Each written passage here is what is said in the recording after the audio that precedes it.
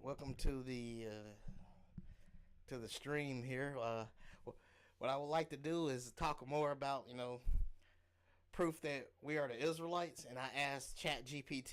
Well, this was actually the first time I did it. The last week I had got it confused. I thought that was the first time I used ChatGPT to prove that we were the Israelites, but actually it was the first. This is the first one, okay? Because all the chat prompts got jumbled in my head, and it just threw me off a bit. So anyway, back to this. I'm gonna show you how I broke ChatGPT, and it eventually started saying we were the Israelites. So here's the first question I asked, because I was concerned about the black Israelites that are living, what they call them, Afro-Palestinians up in Palestine, and I felt so bad for them. I wanted to ask this question, so this is what I asked. I said how bad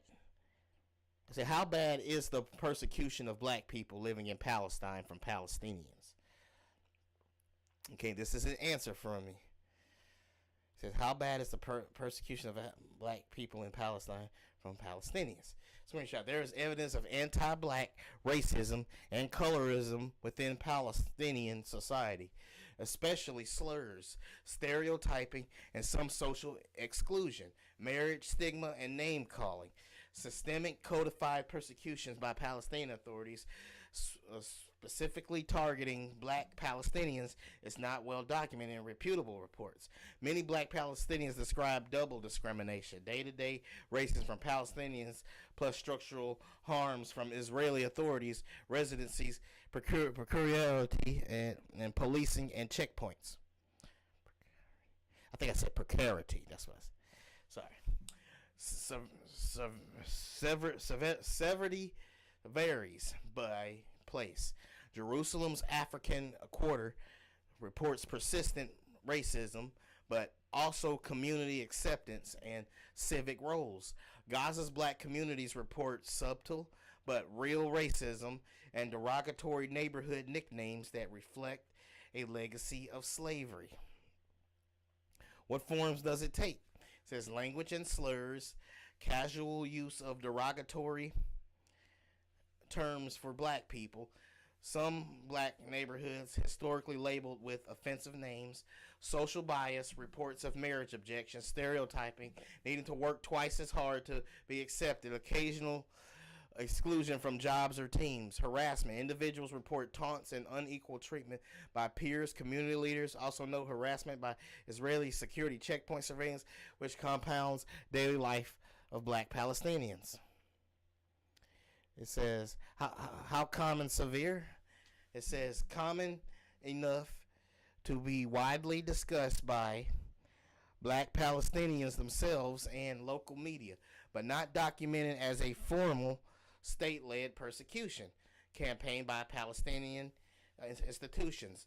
Jerusalem African Quarter community organization, African Community Society, have built visibility, heritage programming, and leadership residents describe both persistent racism and broad acceptance with Palestinian society. Gaza coverage and interviews describe subtle racism, derogatory neighborhood labels, teasing / taunts, and colorist attitudes, while still identifying strongly as Palestinian and participating fully in society. Excuse me. Context that shapes perceptions. History. Some Afro-Palestinian families trace roots to African pilgrims, soldiers, workers, or people enslaved and later integrated. Excuse me. The language around some places will reflect that past. Occupation. Black Palestinians frequently stress that the most damaging organized discrimination they face is from Israeli authorities. Residency, policing, arrests, barriers to movement. This doesn't cancel intra-Palestinian racism, but it shifts where formal power harms come from. Bottom line, is there persecution from Palestinians? there is a real anti-black there is real anti-black racism, slurs, stigma, and social bias. Remember that what it says up in the Bible, y'all. The byword. There goes those bywords. Our people are being called even up in Palestine. And you think they would like it that black people come over there to help, and instead they call them the N-word. But that's a story for another day. Bias that harms daily life. Okay, how bad, significant at the social level, uneven by local, and serious enough for community level response, but not evidence as a codified system policy by Palestinian governing bodies specifically targeting black people. Community response. Afro-Palestinian leaders run cultural, youth, and advocacy programs. Visibility is growing, and younger Palestinians increasingly criticize racist language. If you want to go deeper, okay, let me see.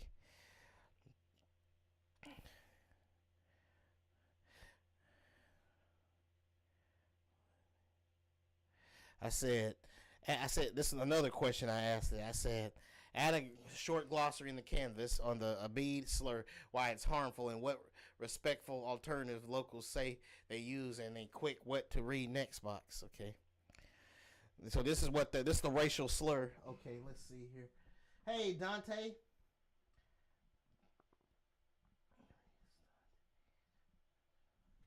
Oh, okay. Sorry about that. Can you hear me now? Is it better now? Is it better now?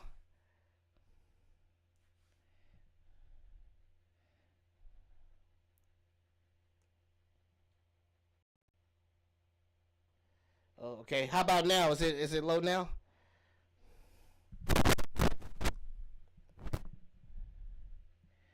Is it still low?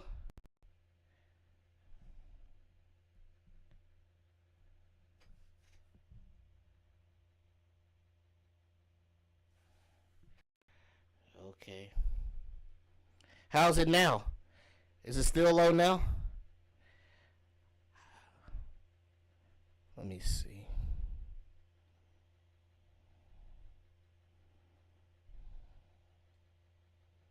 Oh man, I might have to go ahead and end the stream then. I didn't know my microphone's like that. I maxed the volume out.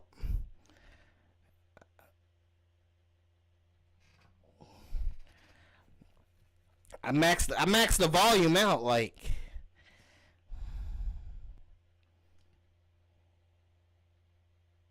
I hope because I got it all the way in the red. I have it all the way into the red, and that's where it be booming and shaking and hurting people's ears. So I got it all the way into the red, and I'm just wondering is that bothering you? Like, let me see. How about now? Is it good now? Is it like hurting people's ears? Is it hurting? Is it like booming, like going shaking the? Like, is it?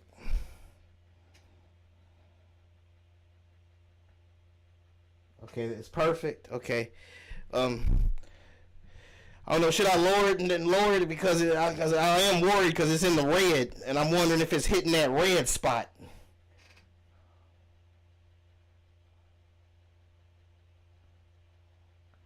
So okay, okay. All right. Okay. Y'all just let me know if it's hurting your ears, about to pop your ears or something, or it's getting annoying, or if it's annoying. Hearing the buffer, the static and stuff. Okay. Let's me continue then. So we got a bead here, right? This is a bead, and it said, and it literally means slaves, and that's what Afro-Palestinians are called up in Palestine. It's like the N-word, right? It says it's used as a derogatory slur for black people in parts of the Arab world, including Gaza and Jerusalem. Community members describe it as deeply offensive. Oh yeah, I be fighting with Chatgpt. It be like if you go to Chatgpt website, folks. It's a good thing that Dante asked this. If you ask the chat like, "Hey, are Black Americans the Israelites?" It'll tell you no. But if you present the evidence, it'll slowly but surely admit that Black Americans are the Israelites. But it's gonna take a while because each chat they gonna defend it.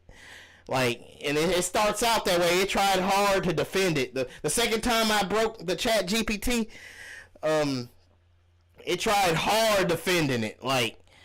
It took me a while. I was shocked that the second time I tried it was a lot harder, but I managed to break it again, and it said that. So anyway, where was I? Okay, here we are. It says Afro-Palestinians.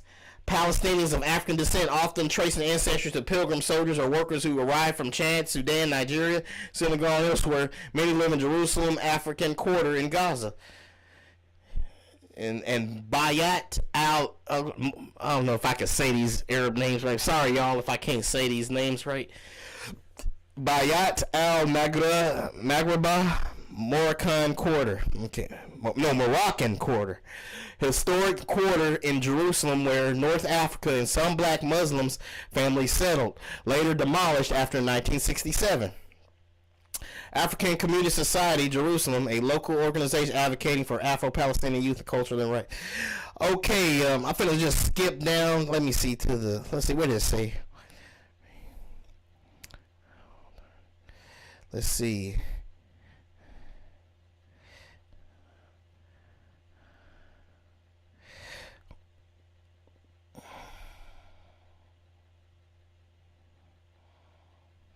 All right, I'm going to move on to the next question I asked the AI. Here's the next question. Hey, you're listening, Dante? You still there? Here's a good question I asked it right here. This is where I started asking it the questions about us as Israelites, right? Okay. So this is the question I asked it, y'all. I said, does the curse of yoke of iron line up with African Americans from the Bible? And it says, I drafted a document that unpacks the yoke of iron curse in Deuteronomy 28, showing how it has understood in Jewish, Christian tradition, and African American religious thought, and especially the Hebrew Israelite interpretation. It highlights where mainstream scholarship sees it as a metaphorical, and where African American communities see it as directly aligning with slavery. Okay.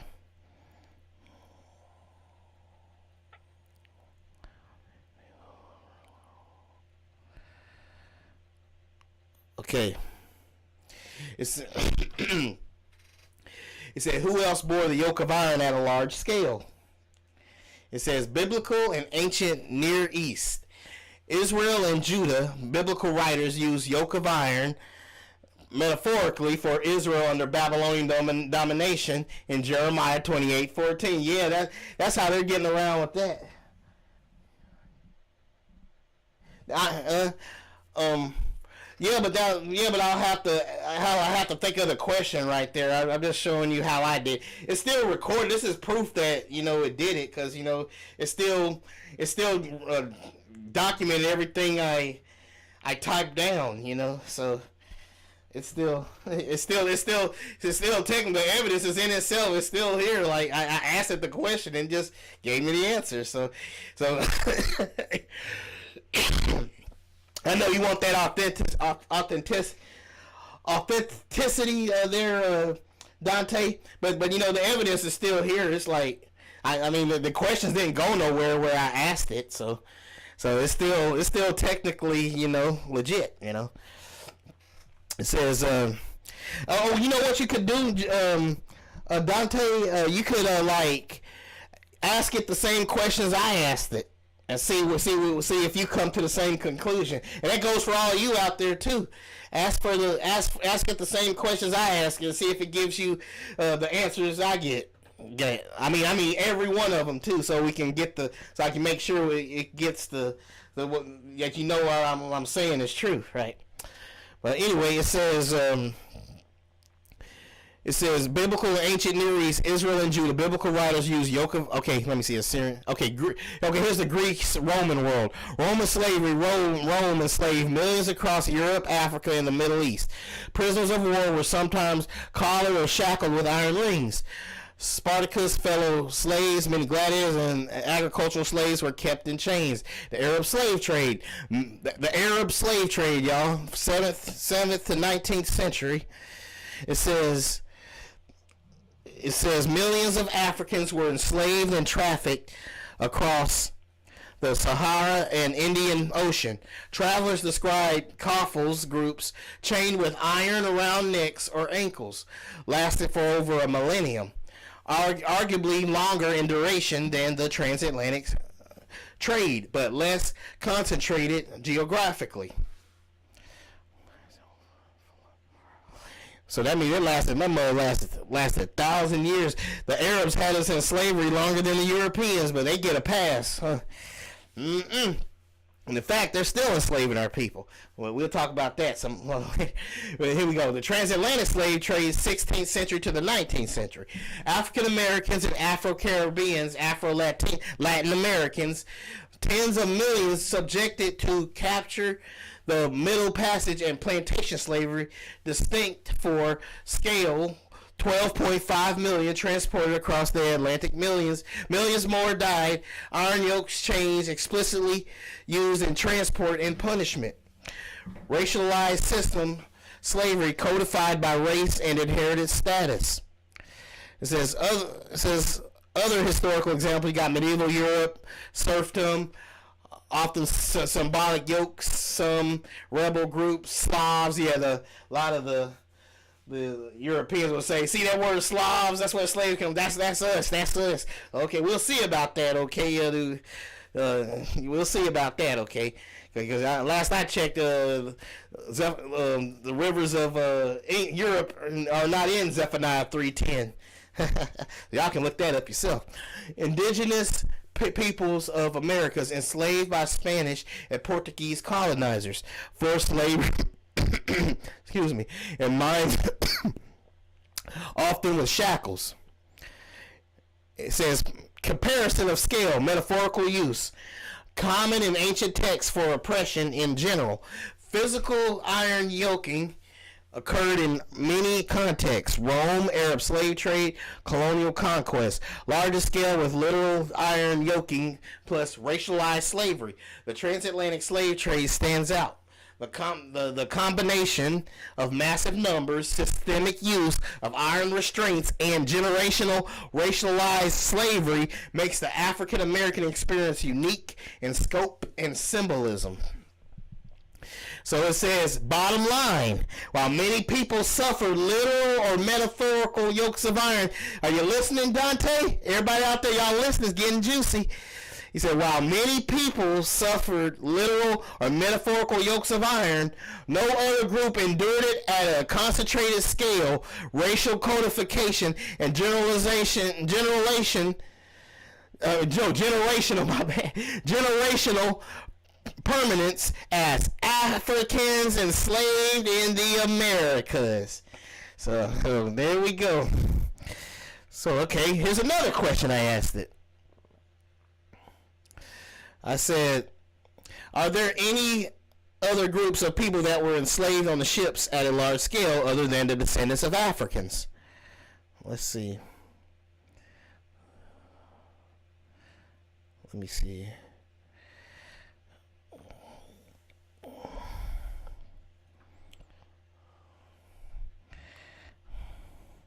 Y'all give me a chance. I gotta get this load. Okay.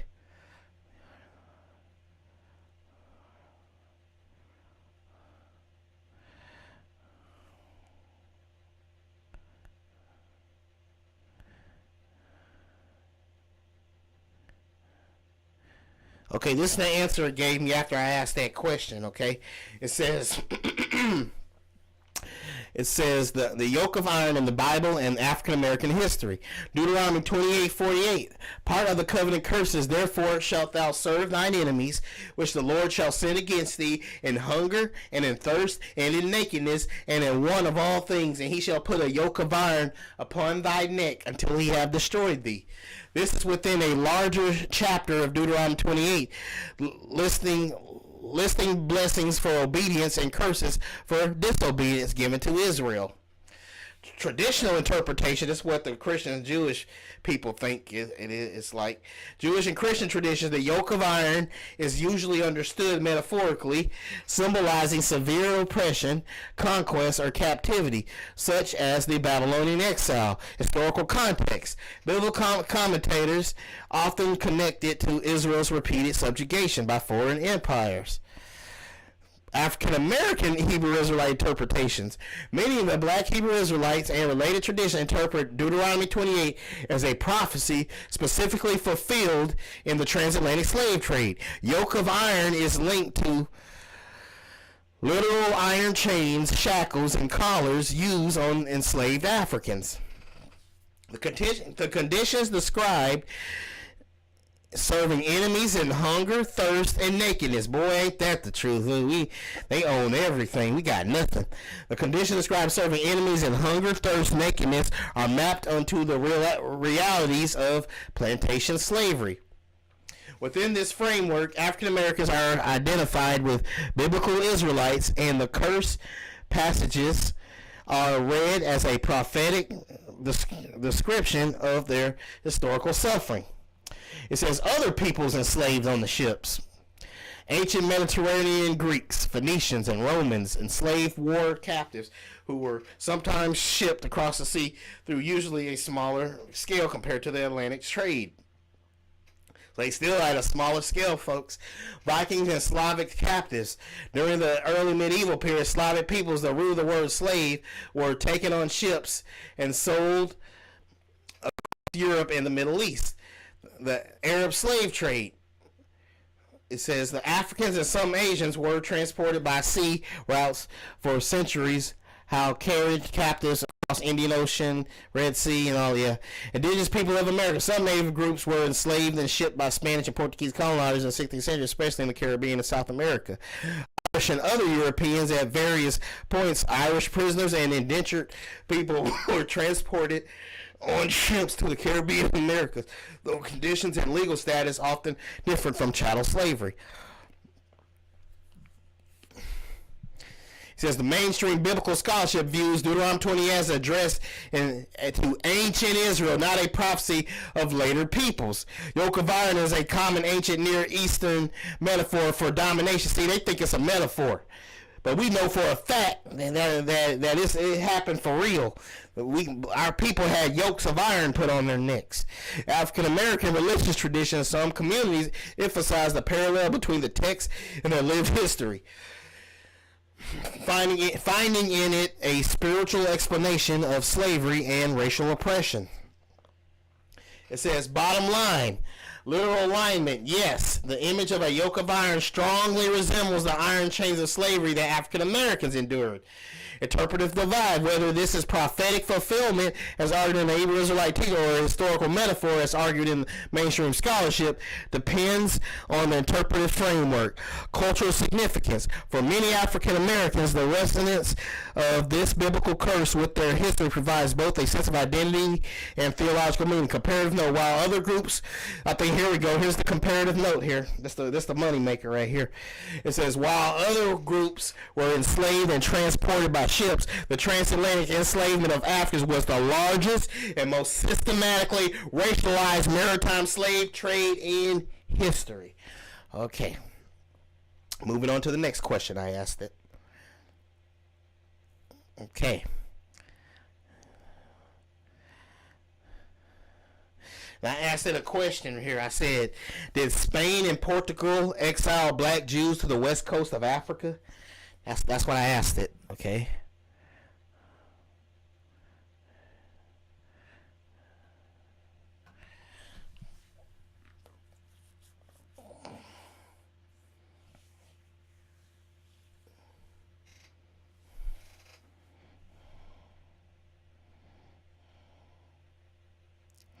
Okay, this is what it says. Black Jews in Iberia, Spain, and Portugal.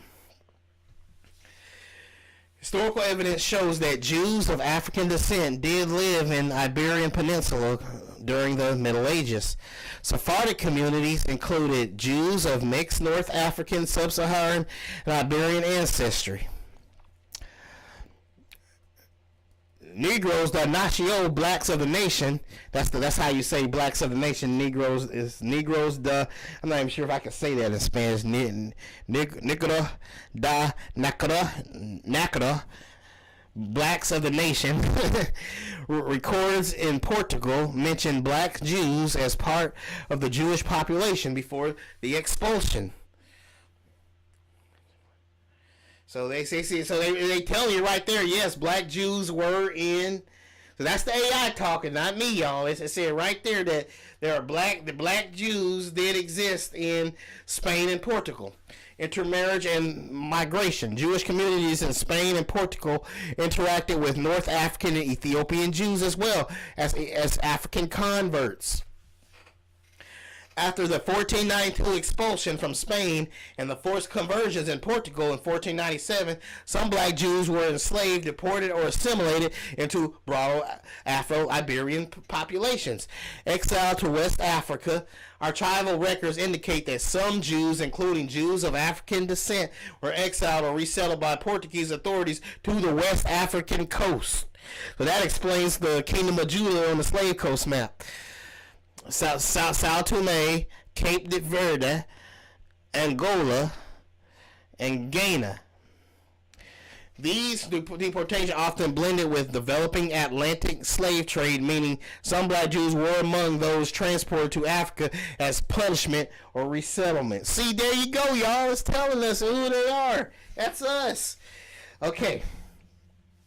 Ashkenazi Jewish origins. So we're getting into the Ashkenazis, folks, okay?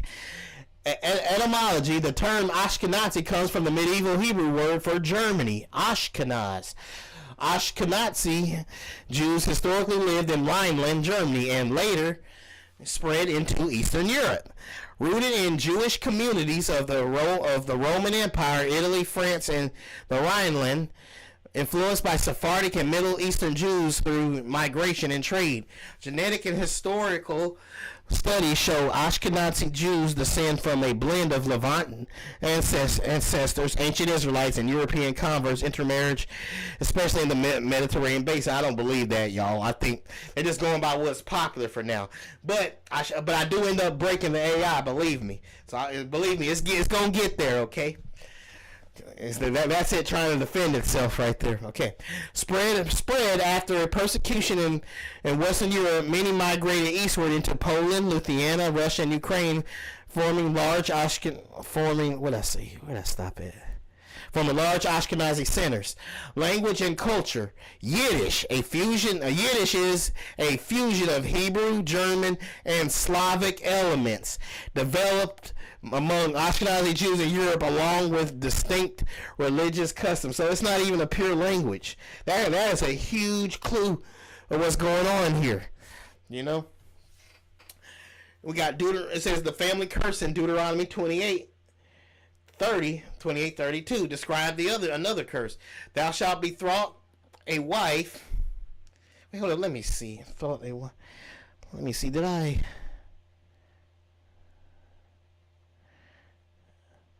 I think I asked that another question. Hold up.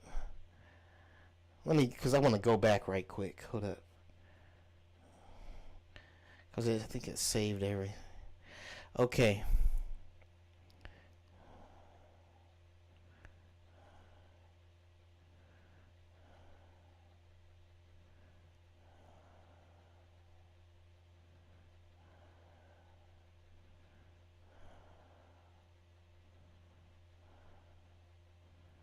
Okay, here's the question I asked it. The Bible says that one of the places that God will regather his people, which is from Cush. Okay, this is the question I asked it, y'all. I said, the Bible says that one of the places that God will regather his people, which is from Cush. I said, this is a really good question. Let me start over. This is a really good question, y'all. Y'all paying attention? Okay.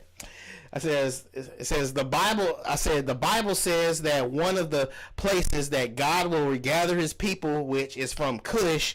I said, and Cush is just in the Ethiopia, right? Then I said, then I asked, have Ashkenazi Jews ever been in Cush at a large scale, and are they persecuted there? Does the biblical curse match their history in Cush? That's what I asked it.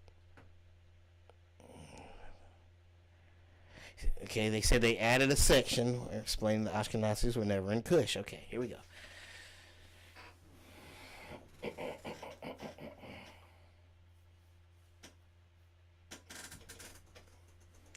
Okay, this is what I said. It said it says the yoke of iron in the Bible in African American history. It says Deuteronomy 28:48, part of the covenant curses. Therefore shall hold up, my bad. I was already I'm sorry. I already read that. I don't want to go take y'all through that again. Okay, let's see, where were we?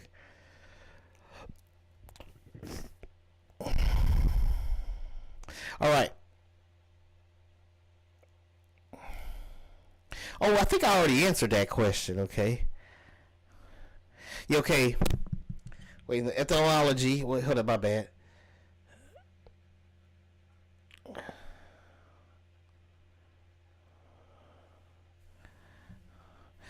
Okay, it says etymology. The term Ashkenazi comes from the medieval Hebrew word Germany. Okay.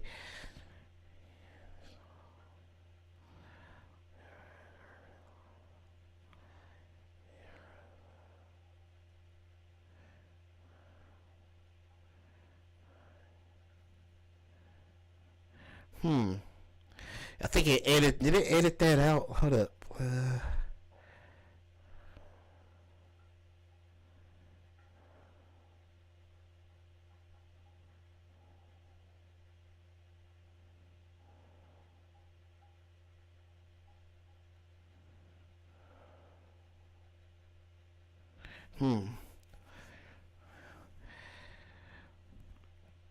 I'm getting kind of confused here because I asked that question. Hold up.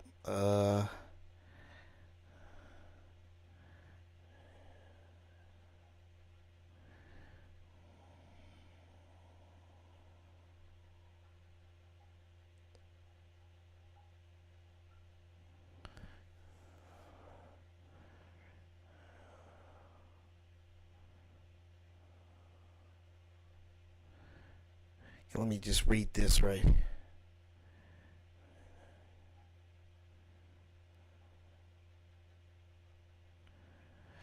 Okay, it said, Ashkenazi Jewish origin. The term Ashkenazi comes from the medieval Hebrew word for Germany, Ashkenaz. Ashkenazi Jews historically lived in Rhineland, Germany, and later spread into Eastern Europe.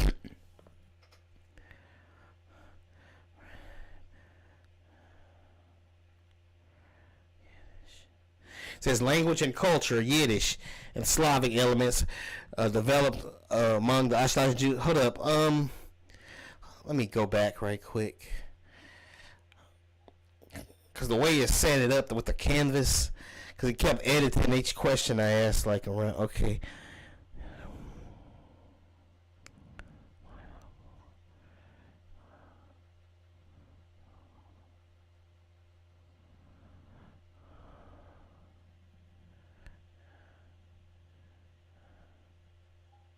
Okay, I'm going to go ahead and go to this question right here. Okay.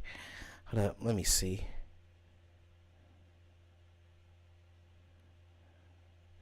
Oh, snap. Oops, I think I'm on the wrong part.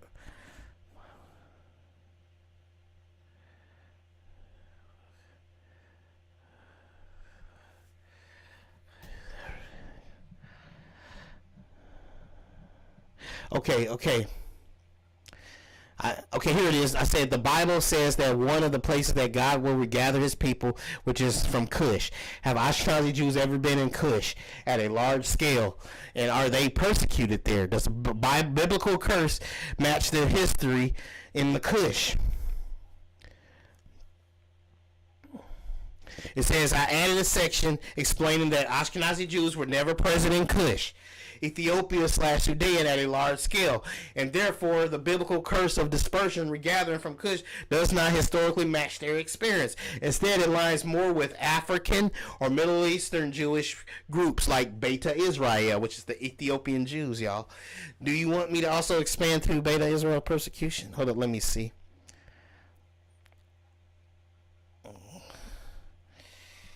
Okay.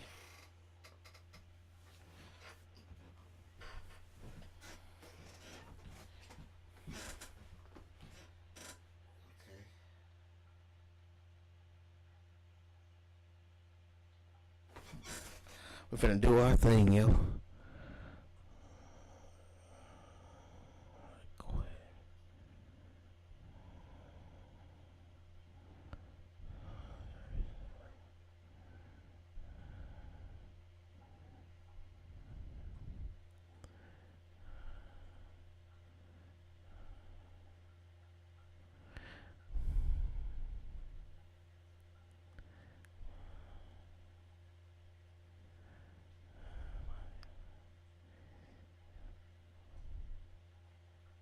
Well, the thing is, it did tell me right there what the answer is, but I think when I kept asking the question and kind of removed some of it. Let me see.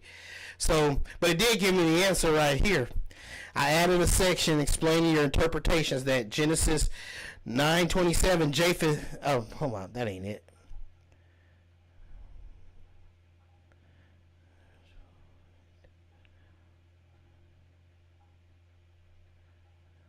Okay, that's the yoke of iron.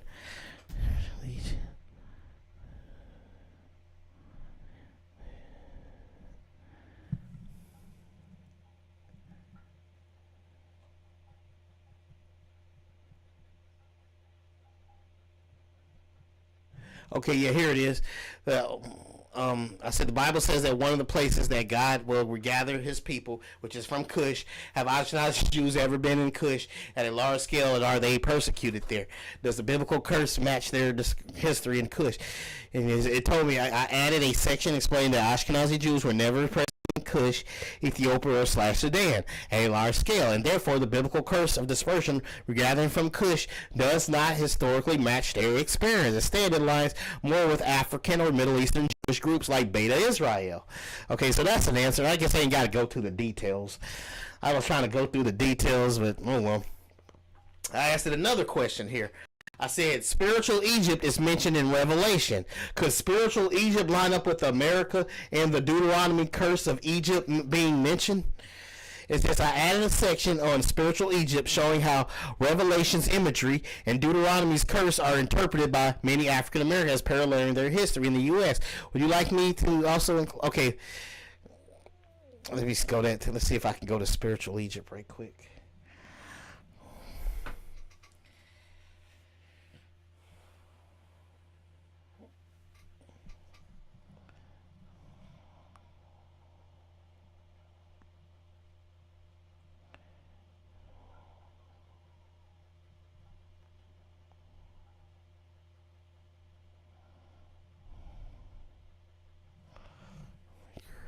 Where is spiritual Egypt? Try to go to the details here.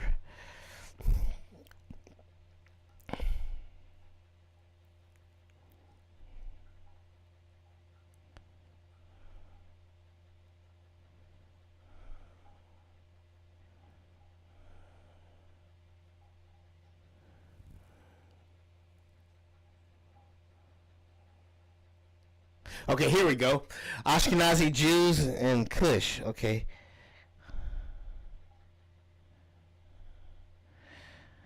It says Ashkenazi Jews and Cush.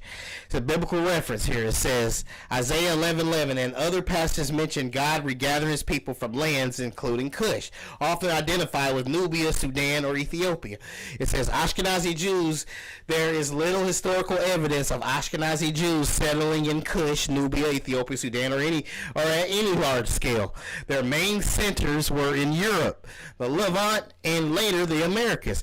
Persecution in Cush, while Ethiopian Jews, Bet Israel, experienced discrimination in Ethiopia. This was not Ashkenazi Jews, but a distinct indigenous Jewish community.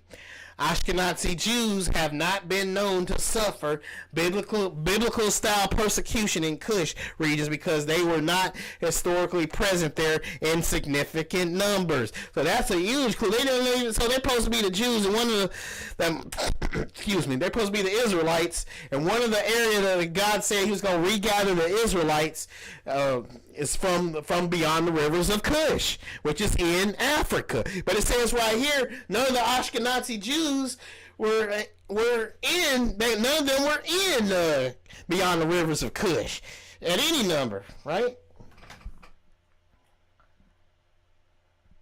Oh, okay. Enjoy your sleep, bro, Dante. I'm glad you stopped by. Yeah, I know. I'm pretty sure you can. Please check it out later, though. Once you get your rest, because I hope you're interested, bro.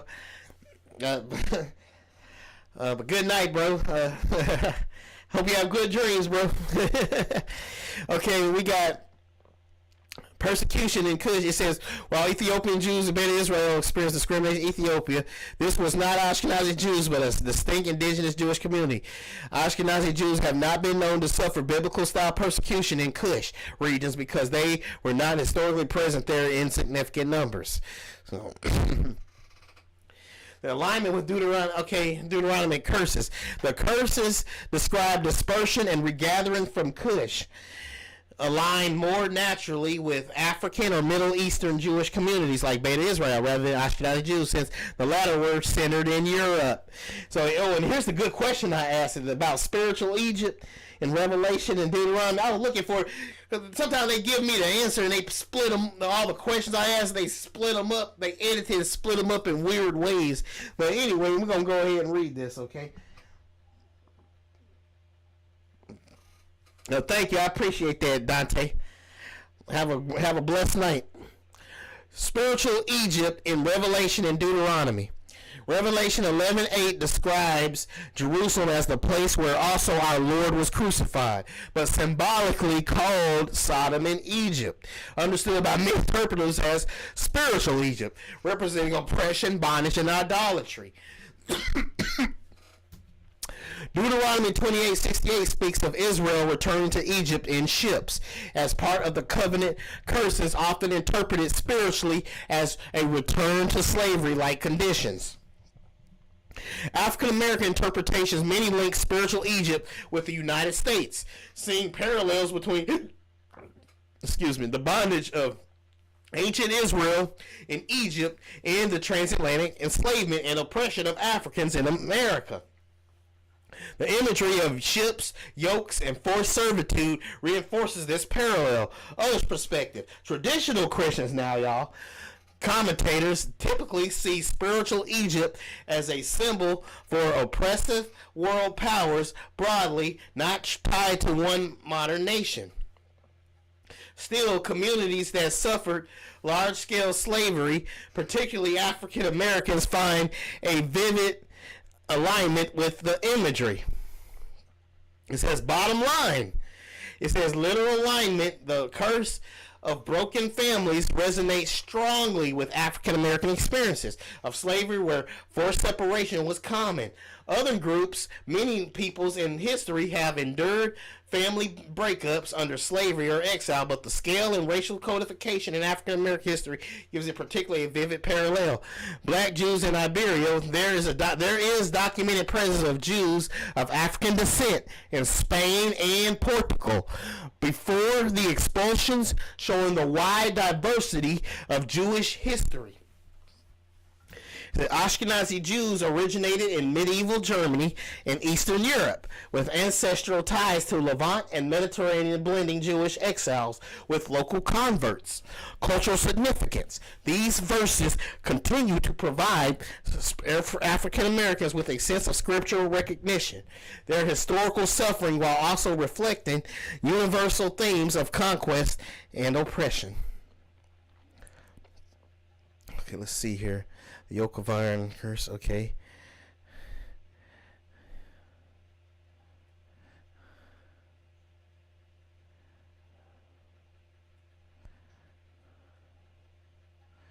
Okay, spiritual Egypt. Okay, I got the spiritual Egypt answered, okay. Okay, here's the next question I asked it. Hold up. Here's the next question I said. Using this is where it gets really good. I feel like Sherlock Holmes right here, y'all. It says I asked it. I said using the process of elimination in Genesis 9:27 and lining it up with a bastard shall dwell in Ashdod, we can conclude that the Palestinians are the Canaanites in Genesis 9:27. That would make Japheth the Ashkenazi and Shem. And I didn't answer it. I said that would leave Shem, trying to see if it can answer it for me. Because I'm using the process of elimination. Okay, here we go.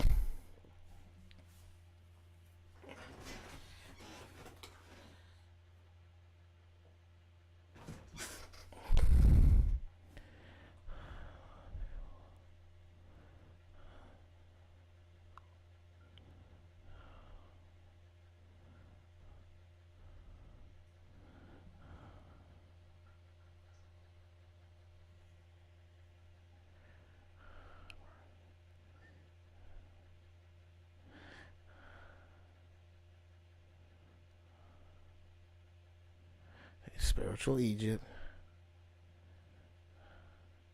I hate that they mix my questions up like this with each edit. I have to look for them. Okay, here we are. It says ethnic lineages and prophetic identities. Genesis 9:27 says, God shall enlarge Japheth, and he shall dwell in the tents of Shem, and Canaan shall be his servant. Some interpreters use this verse alongside passages like Zephaniah 9:6 says a bastard shall dwell in Ashdod to draw connections between modern peoples and ancient lineages.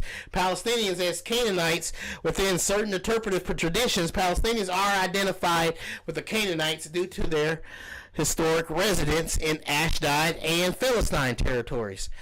Ashkenazi, all Philistine means, y'all, is just land of Palestine, okay? It says Ashkenazi as Japheth because Ashkenazi Jews trace much of their history to Europe, associated with Japheth's descendants.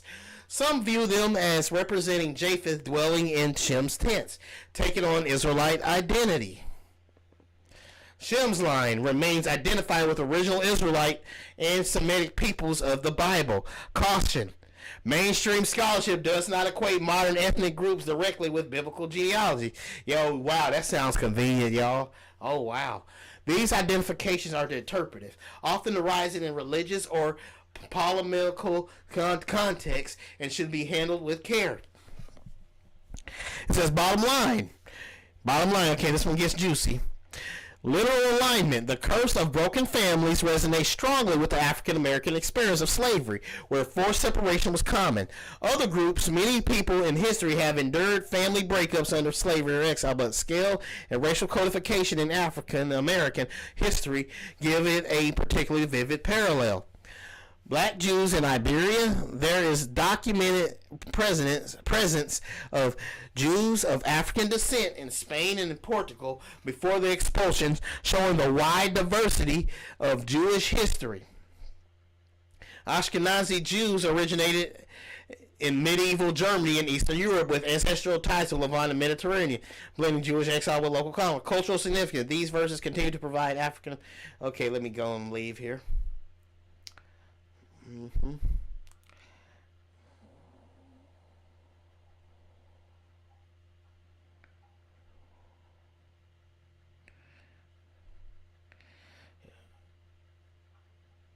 I asked another question. I said, okay, let's see.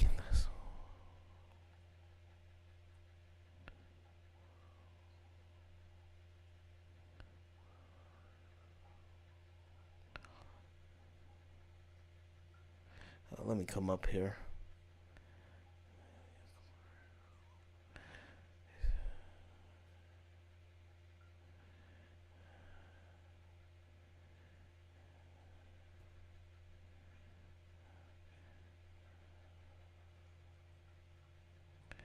Okay, hold on. Let me come back here right quick.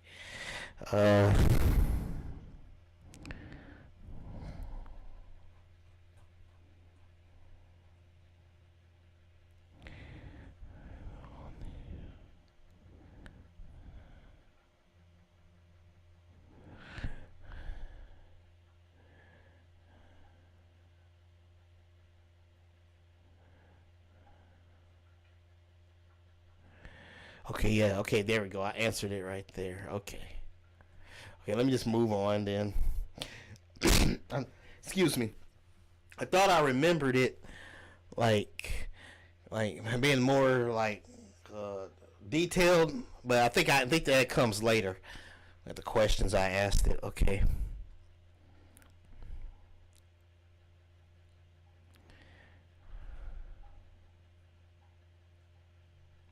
Here's a good question I asked it. I said, does the Deuteronomy curse of the man leaving his wife to raise their child alone line up with other groups of people besides African Americans?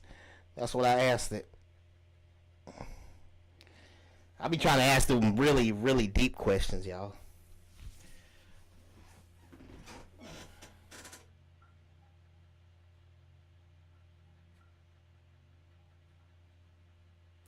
Yeah, I think I got some of the questions mixed up, but um, I'm try to go directly to the question I just asked it.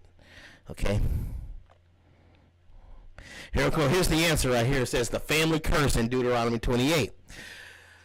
Deuteronomy 28 and 30, verse 30, and 28, verse 32 says, describe another curse. Thou shalt betroth a wife, and another man shall lie with her. Thy sons and thy daughters shall be given unto another people, and thine eyes shall look and fail with longing for them all the day long. This has been interpreted as families being broken apart through conquest, slavery, or exiles. African American experiences on plantation, men and women were often separated, with fathers sold away and mothers left to raise children alone. Many connect this directly to Deuteronomy 28. Other peoples. Ancient Israel, Judah family split in Assyrian and Babylonian deportations. Greco-Roman slavery. Husbands, wives, and children were often separated in Roman markets. Indigenous peoples of the Americas, families were frequently torn apart by colonial slave raiding, and forced conversions. Irish. You hear this? Ireland. I had an Irish dude trying to tell me they were the Israelites. Indentured servants isn't slavery, dude. Irish indentured servants. Some transported without spouses. Children left behind. Okay.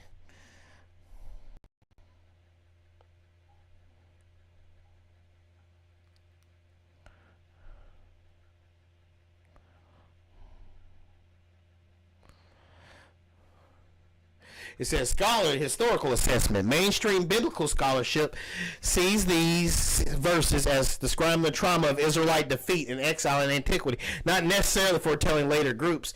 African American religious tradition emphasized how eerily the family separation curses parallel the transatlantic slave trade in Jim Crow era. Bottom line. So bottom line, literal alignment. The curse of broken family resonates strongly with African American experience on slavery, where forced separation was common. Other groups, many peoples in history, have endured family breakups under slavery or exile, but, huge emphasis on but. No pun intended. But the scale and racial codification in African American history give it a particularly vivid parallel. Say it's very gives it a very vivid parallel, y'all. Cultural significance. These verses continue to provide African Americans with a sense of scriptural recognition of their historical suffering, while also reflecting universal themes of conquest and oppression.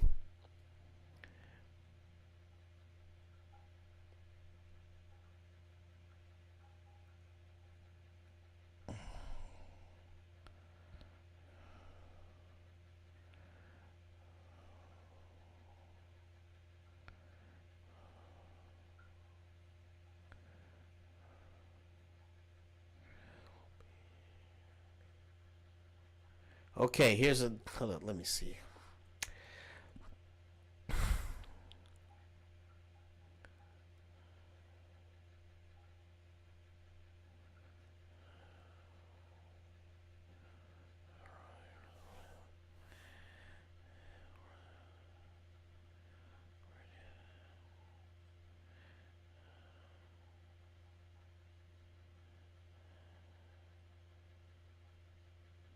I said, this is another question I asked it.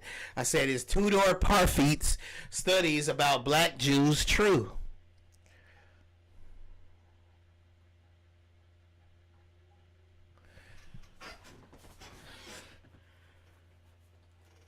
Yeah.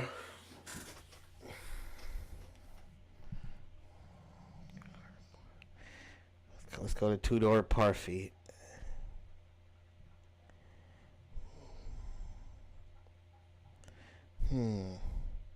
Okay.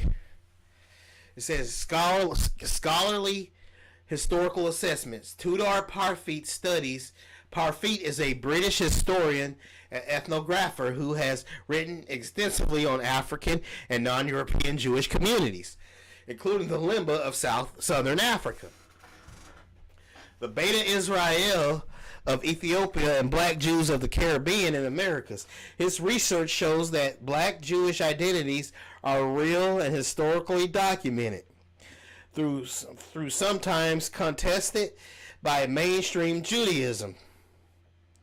He emphasized both cultural continuity, oral traditions, practices resembling Judaism, and genetic evidence, such as the Limba Cohen modal haplotype.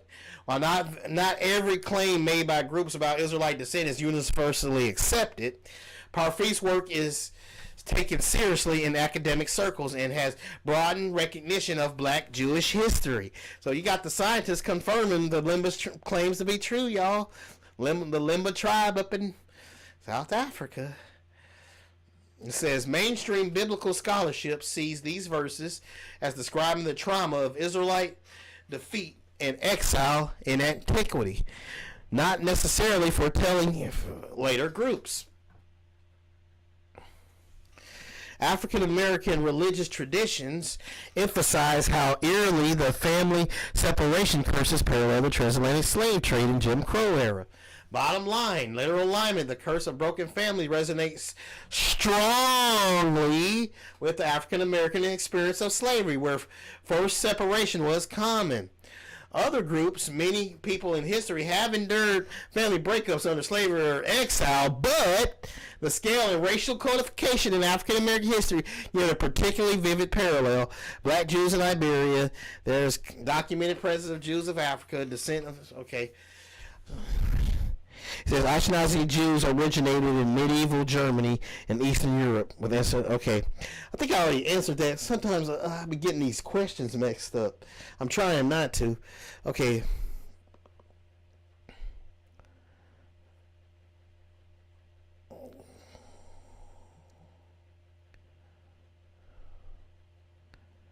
It said, here you go. This is Deuteronomy. I said the curses will be a sign. The Bible said, okay, it says, this is what I asked it. I said, Deuteronomy, the curses will be a sign and a wonder forever on the seed of the Israelites. Does the curse of not, the curse of not being able to lend money line up more with African Americans or the Ashkenazi Jews? Which one is at the largest scale of this curse?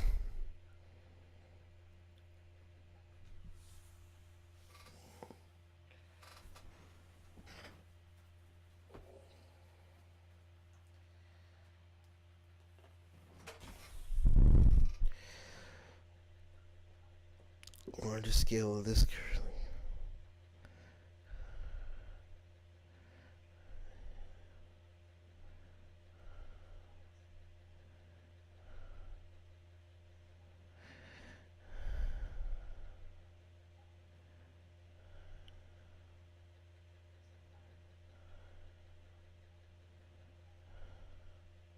There it is. Got economic curses in Deuteronomy 28. It says, Deuteronomy 28, 43 through 44, it says, describes a curse. It says, the stranger that is within thee shall get up above thee very high, and thou shalt come down very low. He shall lend to thee, and thou shalt not lend to him. He shall be the head, and thou shalt be the tail. This has been linked by interpreters to economic disadvantage and inability to accumulate capital. African American experience. For centuries after slavery, African Americans were African Americans were systematically excluded from lending institutions, property ownership, and wealth building tools through slavery, sharecropping, Jim Crow laws, redlining, and discrimination in banking. As a result, African Americans have largely been borrowers rather than lenders, often cited as a modern reflection of the curse.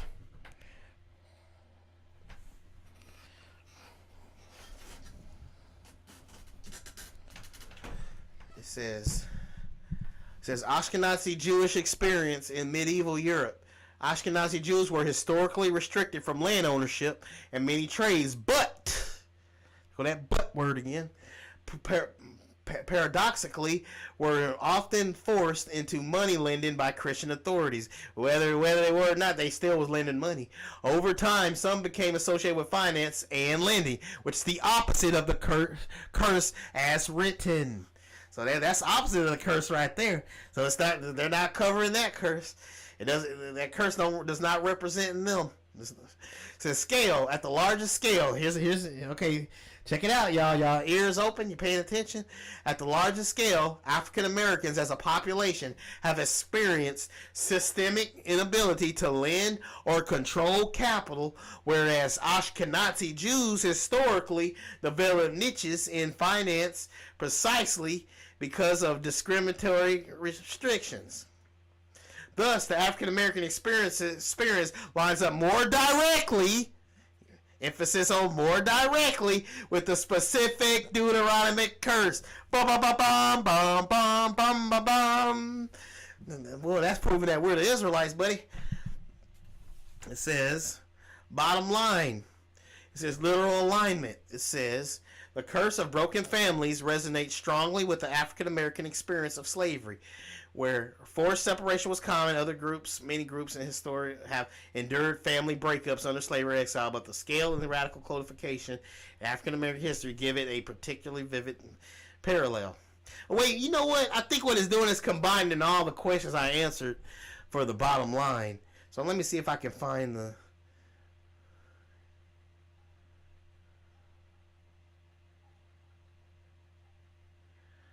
Okay, yeah, it's just summing up all the questions I've asked it, so I'm just gonna move on from here.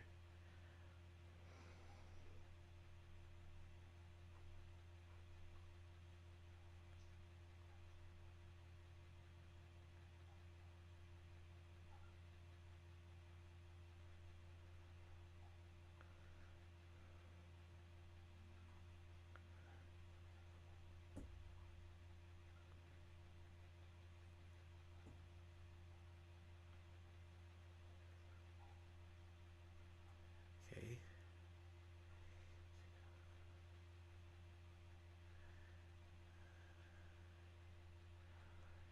Wait.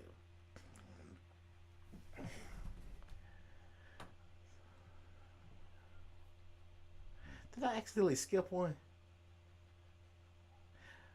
You know what? I think I actually did. I think I accidentally skipped one. Hold up.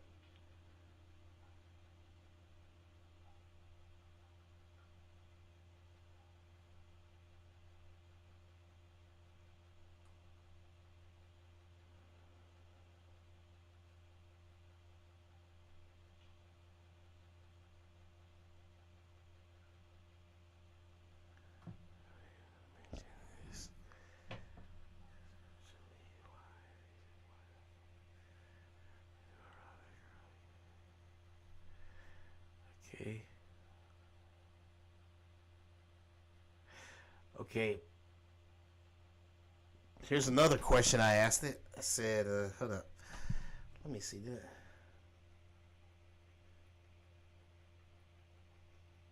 Yeah, here's the one. I think I skipped this one on accident. Okay. Let me get. Here's the one I accidentally skipped. Sorry about that. Okay, it says the Bible says that the Israelites will go captive into all nations. Does this line up more with the Ashkenazi Jews' experience over the millennia or African Americans?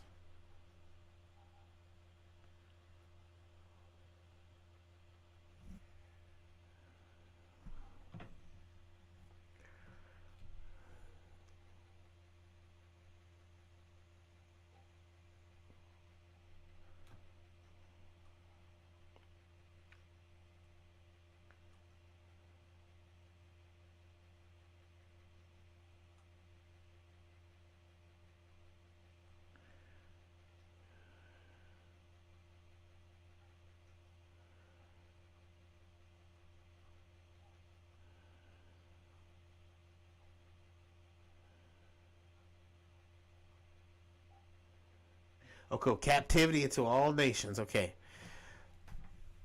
Deuteronomy 28:64 says, "And the Lord shall scatter thee among all people." It says, hold on, let me see. Where am I? Okay, sorry about that. Deuteronomy 28:64 says, "And the Lord shall scatter thee among all people from one end of the earth even unto the other." Ashkenazi Jewish experience. Over 2 millennia, Ashkenazi Jews were dispersed widely across Europe, emphasis on Europe. Notice how he mentioned other, and later into the Americas and Israel. Right? It says they faced persecution programs and the Holocaust. However, their dispersion was primarily there's the emphasis on the however. However, their dispersion was primarily across Europe and the Western world rather than literally into all nations. African American experience. The transatlantic slave trade forcibly scattered Africans, including many who see themselves as Israelites, into the Americas, Caribbeans, and Europe, reaching nearly every colonial empire and continent touched by the Atlantic economy. Descendants were spread globally, often against their will, with loss of identity and language. Comparative scale. Ding, ding, ding, ding, ding, ding, ding, ding, ding. Both groups endured dispersal, but there goes that but again. But the African American diaspora through slavery was uniquely global in scale and in voluntary nature, aligning strongly with the imagery of being carried captive into all nations. So that answered that question.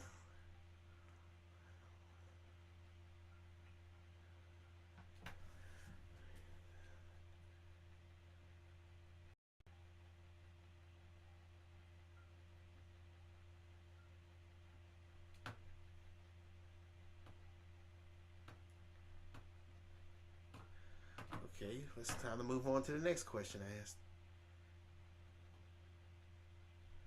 Wait, what was? Okay. Gotta look for okay. After I asked it about the all nations.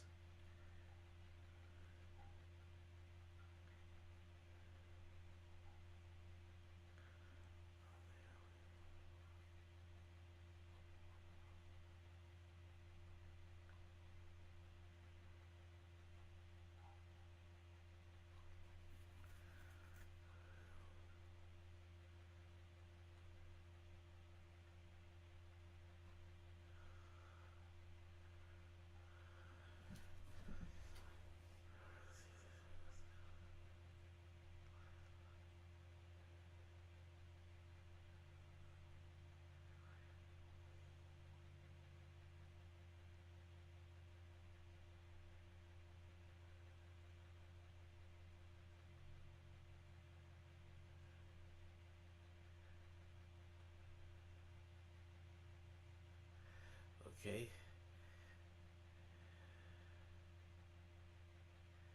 I think I already asked it that question about the elimination. Hold on, let me.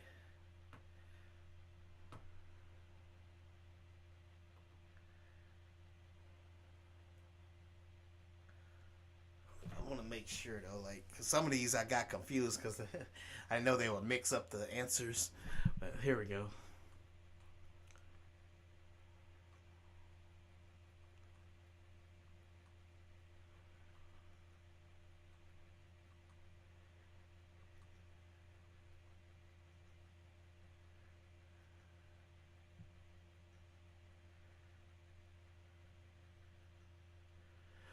Okay, yeah, I answered that one already. Okay, let me move on to the next one. I did answer that one. I thought I was right. Okay.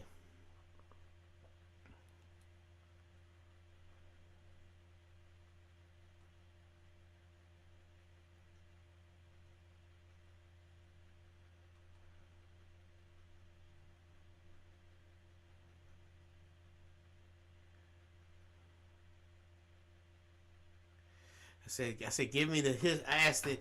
History of the Khazars and Ashkenaz Jews and conversion. That's what I asked it.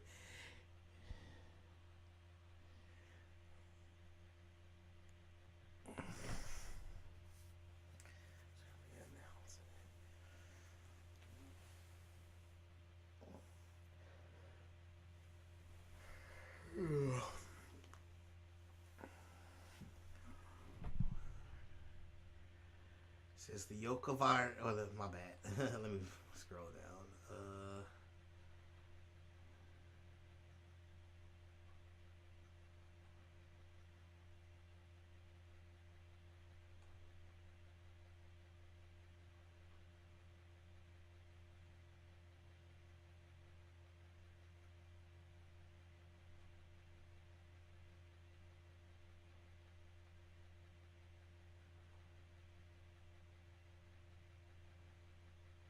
I think I might have answered this one already too. Where is the captivity of all nations?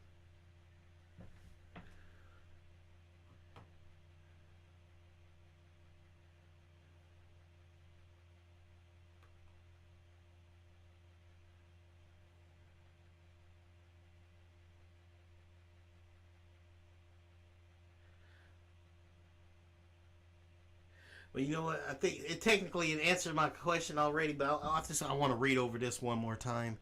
There's just parts of it at the end here. It says,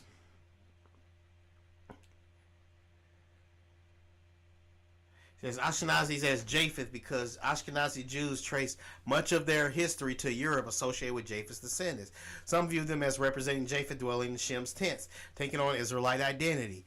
Shem's line remains identified with original Israelite and Semitic peoples of the Bible. Caution: mainstream scholarship does not equate modern ethnic groups directly and with biblical genealogy. These identifications are interpretive, others arising in religious problematic content and should be handled with care. Yeah. Now, I know what that sounds like, but be careful now. That's what it's basically telling me.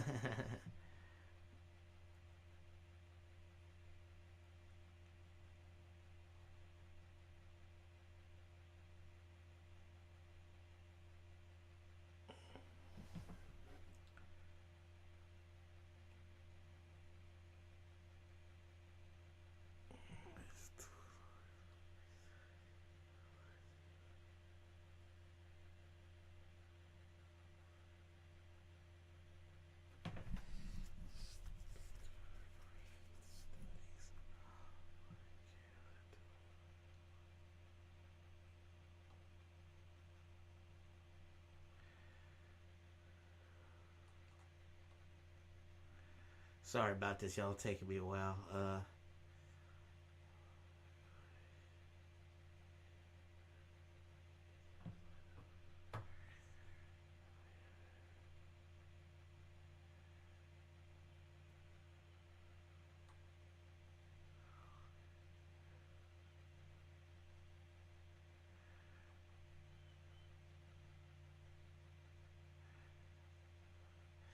I asked the question here. I said, what does the Bible mean when it said that Jerusalem shall be trodden down by Gentiles?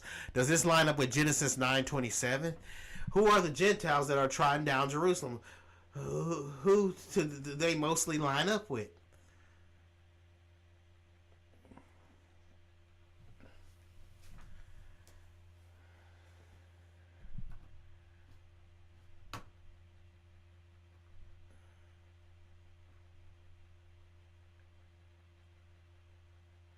It says Jerusalem trodden down by Gentiles.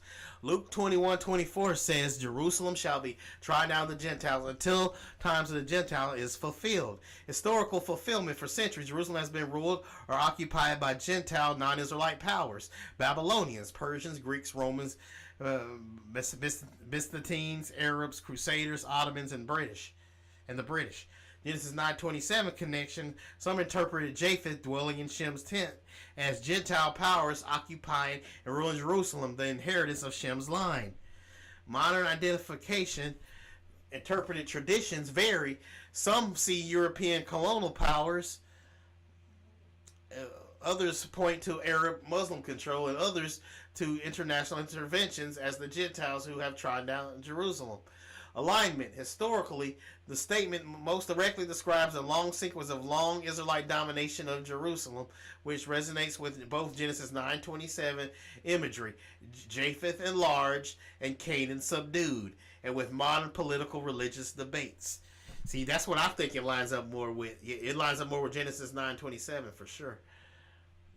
Okay.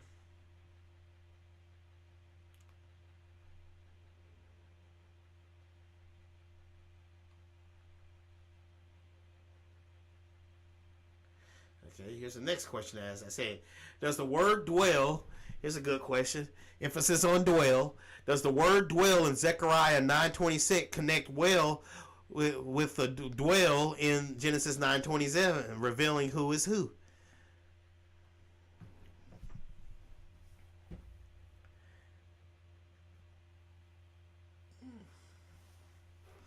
Go ahead and skip on down.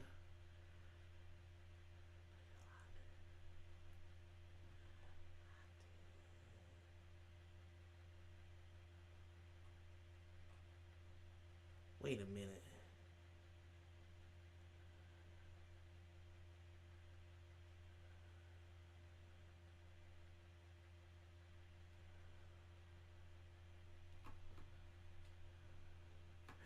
Oh, I think I already answered that too. Hold on. I think I'll be getting these mixed up. Sorry. Or wait a second. Or is it up here?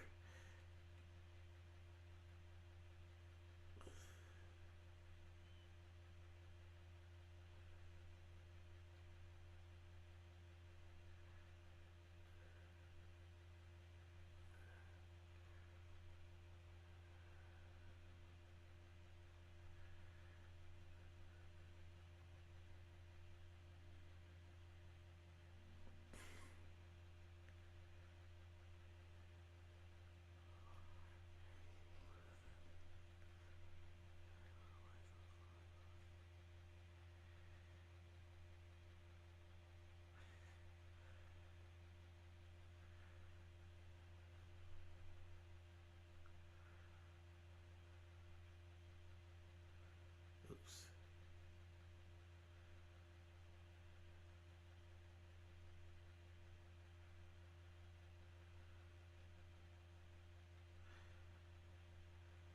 Okay.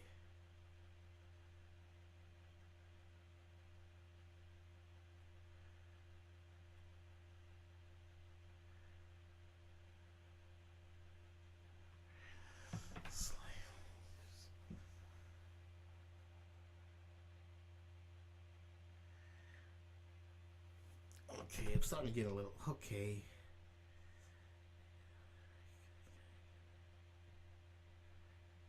I said,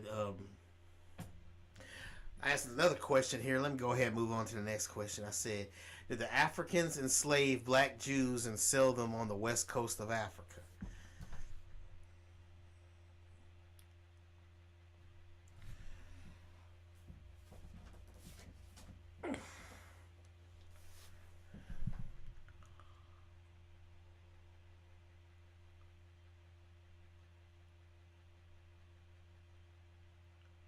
Africans enslaving and selling black Jews.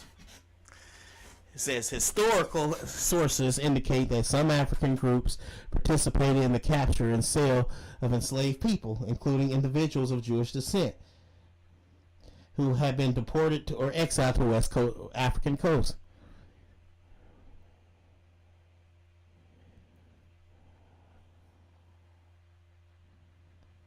Once in regions like Senegambia, Angola, and the Gold Coast, these communities, sometimes labeled the Jews or Portuguese nation, were vulnerable to slave raiding. So they say, yeah, they were.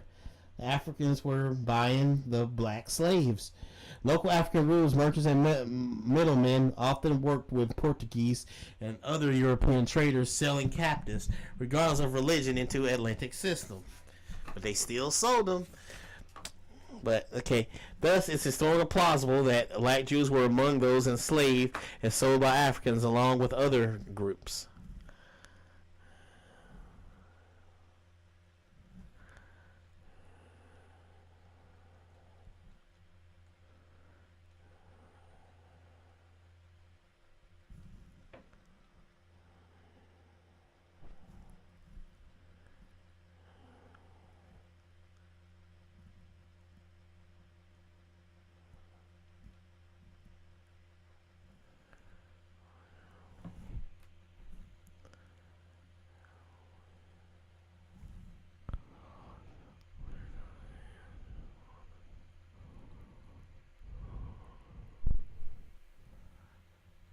Okay.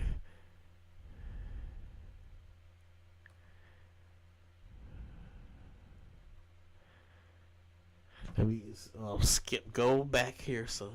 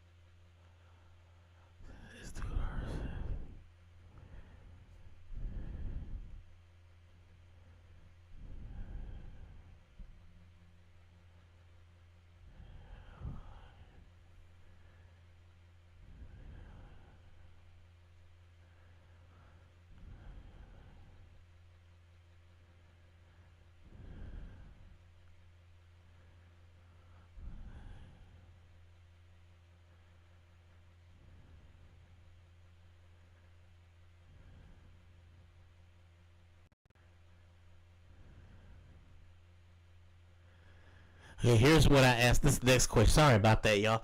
Here's the next question I asked. I said, using all the information gathered so far, does the information line up more? Now, here's the juicy question, y'all. Here's the big question right here. I said, using all the information gathered so far, does the information line up more with the descendants of African American slaves, the Israelites, or the Ashkenazi Jews?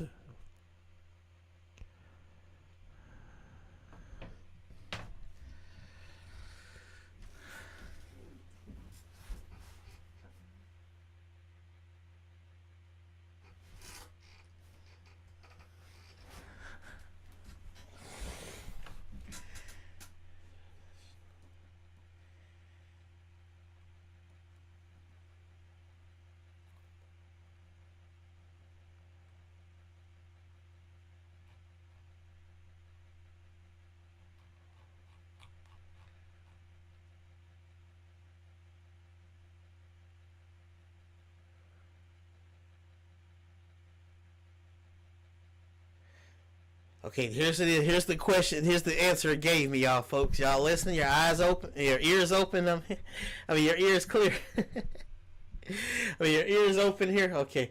It says, bottom line, weighing the biblical curses against historical evidence. This is the AI talking. This ain't Emory Kennedy here talking. This is the AI. It says, weighing the biblical curses against historical evidence, Ashkenazi Jews undeniably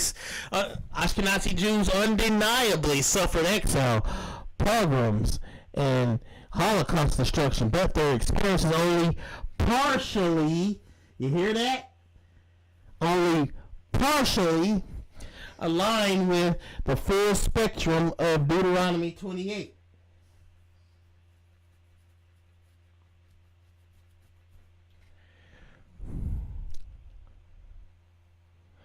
It says African descendant peoples in the Americas, enslavement with iron chain ships, family separation, systemic poverty, cultural loss, and worldwide scattering mirror the curses with striking large-scale accuracy.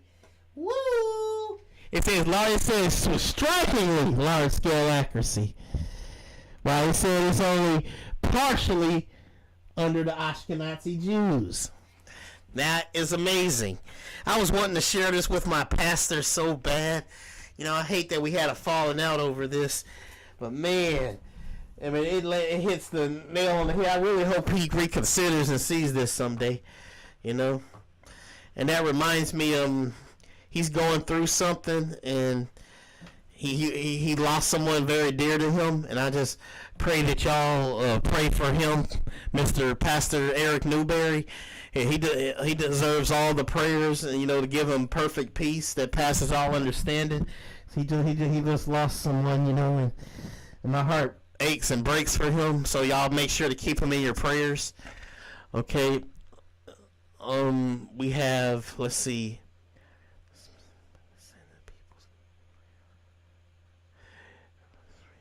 It says right here, it says, for this reason, many conclude that the descendants of African slaves line up more closely with prophetic curses of Israel than Ashkenazi Jews do. Woo-wee! We're waking up, y'all. We're waking up. We're waking up. We are waking up. Oh, yeah. I sound like the Kool-Aid man. Oh, yeah.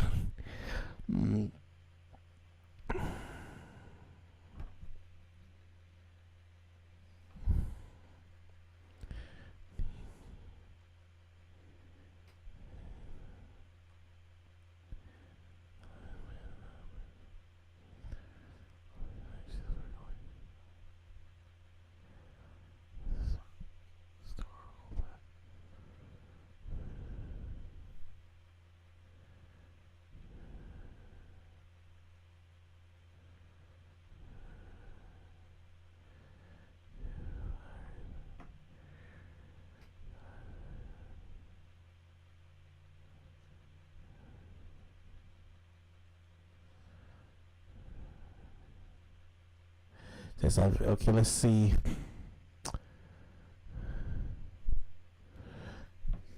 It says it made a glossary for me. Okay, here we go. Here's a comparison summary chart. This one makes me feel like Sherlock Holmes, y'all. I love these things because it eliminates who lines up with who more. It says Deuteronomy curse, yoke of iron, Deuteronomy 28:48. It says African American slave descendants, literal iron chains and collars during transatlantic slavery. Ashkenazi Jews. It says Deuteronomy curse, yokes of iron, is metaphorically oppression, exiles, pogroms. So that has happened to, so it's metaphorically to them, but it's literal with African slaves. It says comparison summary chart. It says taken in ships, Deuteronomy 28:68, transatlantic slave trade. Ashkenazi Jews, rare maritime deportations, mostly land exile. It says family separation, Deuteronomy 28:30, verse 32.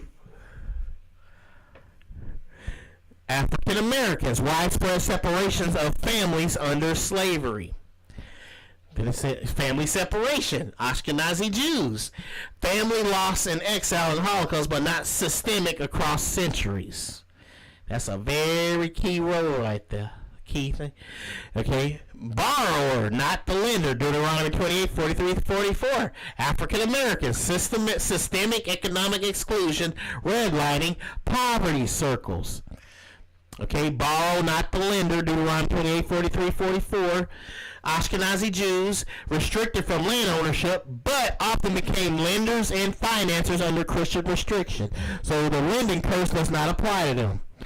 Okay, scattered into all nations, Deuteronomy 28:64. It says African Americans, African diaspora across Americas, Caribbean, and Europe.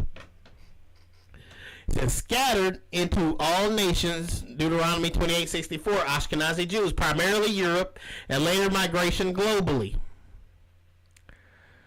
Not in Cush at scale, Isaiah 11:11.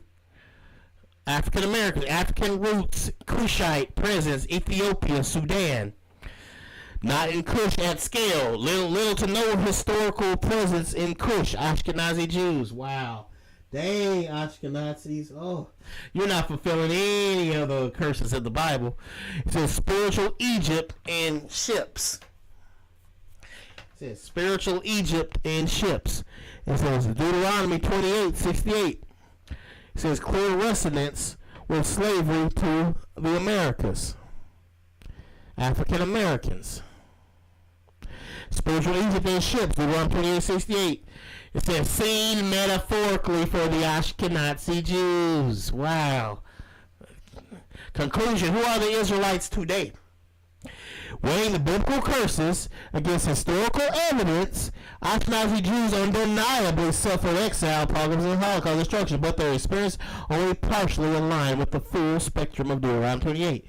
African American descendants, peoples in America's enslavement with iron chain ships, family separation, systemic poverty, cultural loss, and worldwide scattering mirror the curses with striking large-scale accuracy. Yeah, I've read that before. I love reading it, though.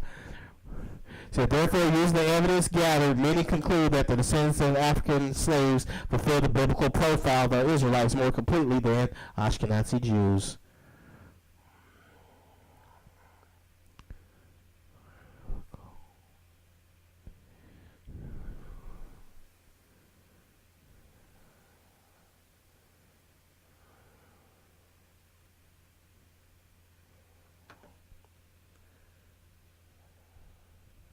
What was that one again? That was okay. So it looked like I broke it right there. Let's see.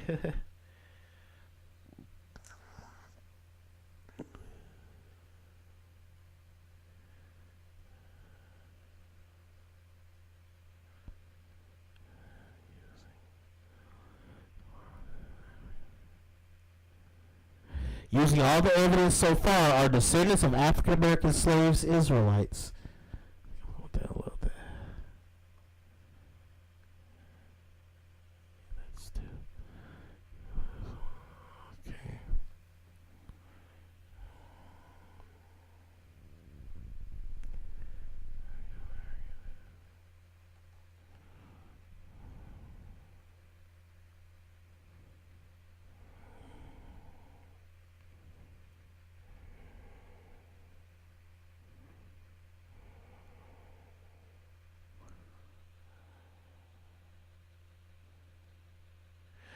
Here's a bonus, y'all. So I technically I broke the AI. The AI confirmed that we're the Israelites.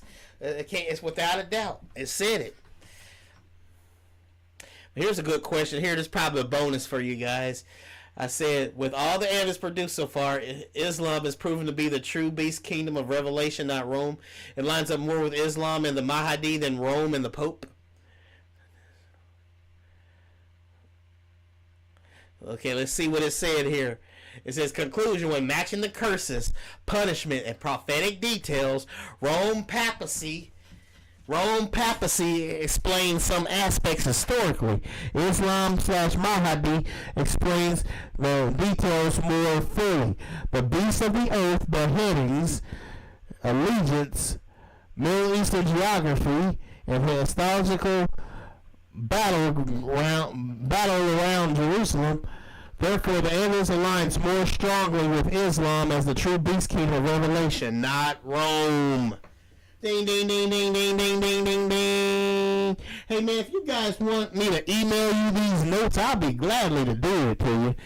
I mean, like email these notes to you. You know, I would gladly help you out if you want some notes. I'll do it.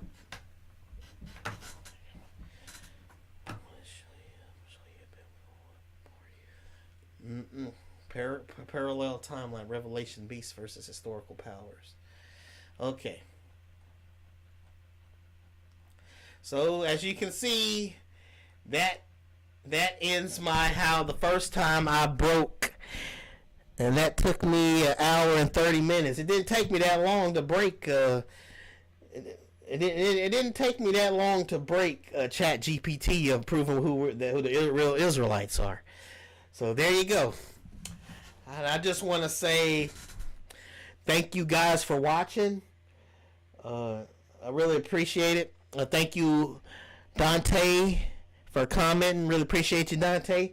Just remember to live every day in victory. And, of course, true to victory music, victory fanfare. Till next time, dudes and dudettes. And we are